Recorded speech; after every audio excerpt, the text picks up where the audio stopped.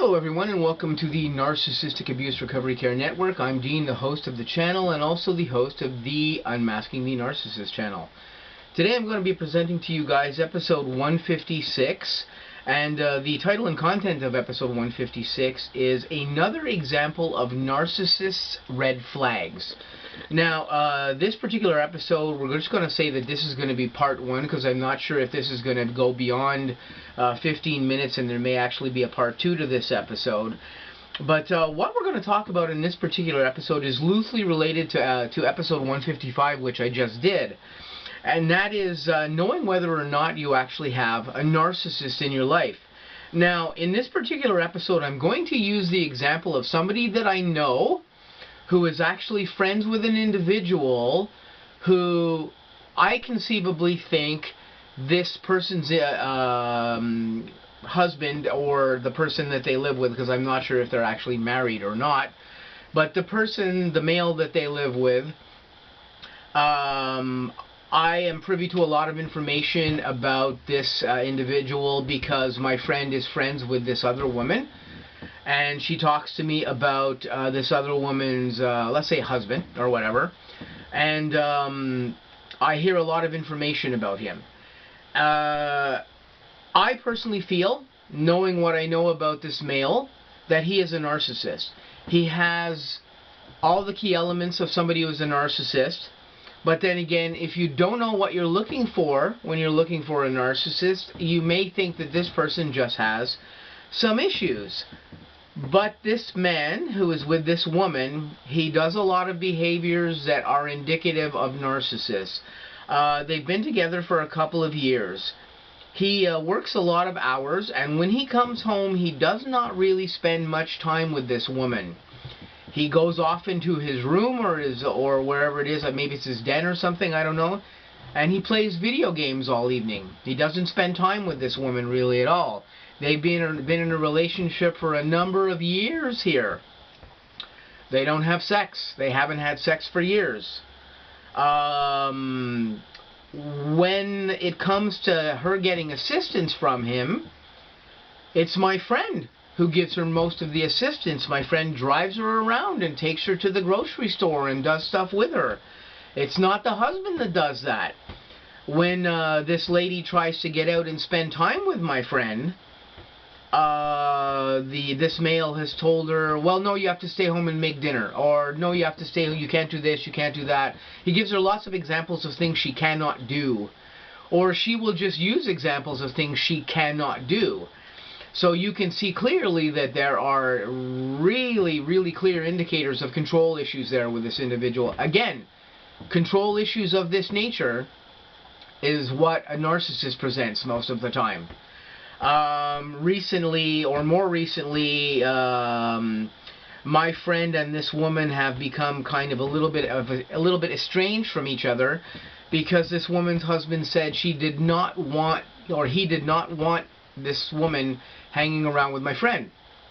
Now, the only reason I can think that he might not want her hanging around with my friend is that my friend, because she knows me well and she knows what I'm into on the N.A.R.C.N network, and she is exposed to what I'm exposed to on a daily basis.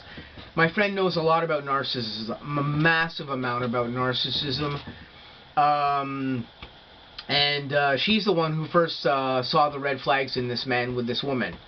And she came to me and talked to me about this person. So this man does not want his wife or whatever hanging around with my friend now. Why? Because my friend probably poses a threat to his control over this person. Because my friend is allowed to do what they want. They go and do whatever they want whenever they want. That's the type of life that they have. And they don't have anybody controlling them or telling them what to do. Now, it's normal for husbands and wives sometimes to say, to put some rules on a relationship, and some healthy rules on a relationship is fine. But what this individual is displaying is not healthy. He doesn't do much for this woman. He doesn't spend much time with her. She's left alone to pretty much do what it is she has to do. And I must add, this person is actually disabled. They're actually in a wheelchair. They need assistance, and it seems to be my friend who gives them a lot of assistance a lot of the time. My friend drives them all over the place to do things and to do other stuff, or to go out, or even just to spend time with them and go to the coffee shop or whatever. The husband doesn't do these things. He literally works, comes home, disappears, goes and plays video games, doesn't pay any attention to her, pretty much. And she's not happy with this. You can clearly see this because she's explained this to my friend, that she is not really content about that. So there are a bunch of other things, but it's predominantly the control issues I can see out of this man, and what he's saying as far as trying to control her. When this woman asked him, why can't I go hang out with my friend? He said to her, you know why, we discussed this before. Well, his wife doesn't remember, or his girlfriend doesn't remember why she can't go hang out with my friend. She's got some problems. She has multiple sclerosis, I believe, and her memory is quite bad. And apparently the husband explained to her why she can't hang out with my friend. She's not really sure what that was. So when she asked him, remind me why I'm not allowed to do this, he wouldn't answer her. His answer would be, and she's asked him several times over the past week or something, whatever's gone on, why can't I hang out with this person? And he keeps telling her, you know why you can't hang out with this person. From what I understand, she's not playing dumb. She does not really remember the reason why she can't hang out with my friend. This man is refusing to answer her. He could just say, well, you can't hang out with her because I have this reason. But he's not. He's not responding to her at all. Why is he not responding to her? Because he's gaslighting her. This is what he's doing. He's gaslighting her and manipulating her. He's using the example that she's supposed to know why. She doesn't know why. Like this. He could tell her easily. He's not doing that. Why? Because he's gaslighting her in this particular way. There's a lot of manipulation going on here, a lot of control going on here. And this is the type of control that you see in a narcissist. When you're dealing with a narcissist around you, these are some of the things that they do. You can't go hang out with your friends. You can't go hang out with your family. You can't go hang out with a very close friend that you have all of a sudden because they deem that that close friend that you have is not acceptable to them for whatever reason. Most of the time the reason is because that friend is intelligent enough to see that something fucked up is going on in that relationship with that person and whoever they're dealing with, and they're pretty much at a point where they're calling that person out to that person that's having the problem. That's why that individual doesn't want that person to hang out with their friend, because they're aware that their friends might be aware of exactly what's going on here. That person is actually dealing with a narcissist, and that narcissist doesn't want those other people knowing this. So they put rules on them. They control them. They control who they can see. They control when they can come and go. But yet at the same time, with doing all these other things, they do not give those individuals that they are involved with any real perks. They're in a relationship with them. There's no love involved in there. There's no physical love involved in there. They don't hang around or spend time with that person. They go off and do their own shit all by themselves, and that person that they're with isn't included at all. They give them all kinds of rules that make no sense and give them no reasons why they have those rules.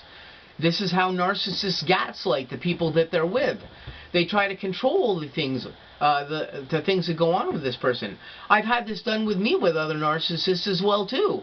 They do it in a very subtle, non-direct way most of the time, but all narcissists do this. And these are some of the examples and red flags that you need to look out for.